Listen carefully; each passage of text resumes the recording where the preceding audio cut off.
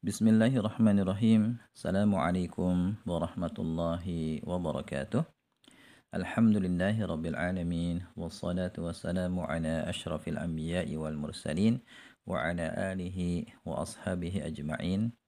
Amma ba'du ikhwani wa akhwati fillah. Rahimani wa rahimakumullah. InsyaAllah ta'ala pada kesempatan kali ini kita akan lanjutkan kembali pelajaran bahasa Arab kita bersama buku Penjelasan Mudah Kitab Al-Ajurumiyah. Kita sudah memasuki ya bagian ketujuh buku ini tentang isim-isim yang mansub.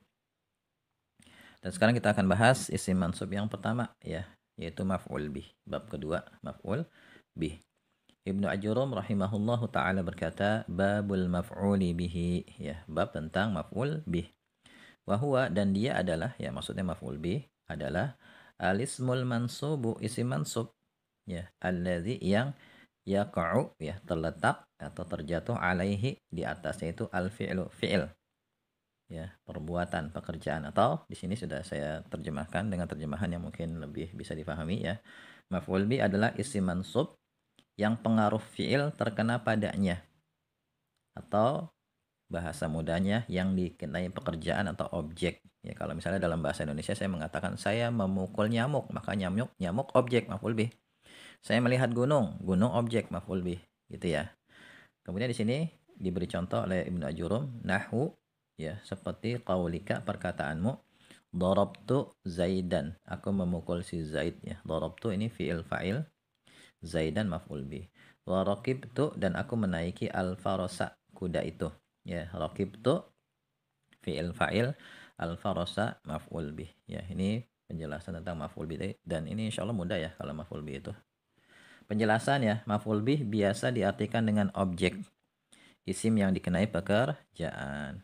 Dan maf'ul bih termasuk ke dalam kelompok isim yang mansub.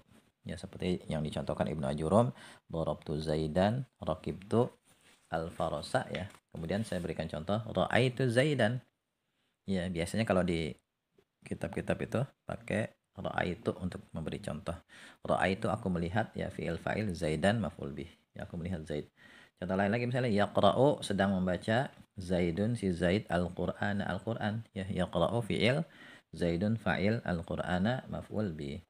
Katabat, telah menulis, Aisyatu, si Aisyah, risalatan, sebuah surat. Katabat fi'il, Aisyatu fa'il, risalatan maf'ul bih. Begitu. Catatan yang pertama ya, ada fi'il yang bisa menasabkan dua maf'ul bih yang berasal dari mubtada dan khabar, yaitu dhanna dan saudarinya. Ya, ini sudah kita bahas ya. Misalnya dhanantu, aku mengira, al-taliba, ya, siswa itu, ustazan, seorang ustad. Ya, dhanantu fi'il fa'il, al-taliba maf'ul bih pertama, ustazan maf'ul bih kedua. Alim tu dina yusran, ya, alim tu di sini kita terjemahkan aku meyakini, adina, agama itu, yusran, mudah, ya. Alim tu fi'il fa'il, adina maf'ul bih pertama, yusran maf'ul bih kedua. Kemudian ja'altu, ya, aku menjadikan atau membuat, al khashaba, kayu itu, maq'adan, bangku. Ja'altu fi'il fa'il, al khashaba maf'ul bih, maq'adan, khashaba maf'ul bih pertama, maq'adan maf'ul bih kedua.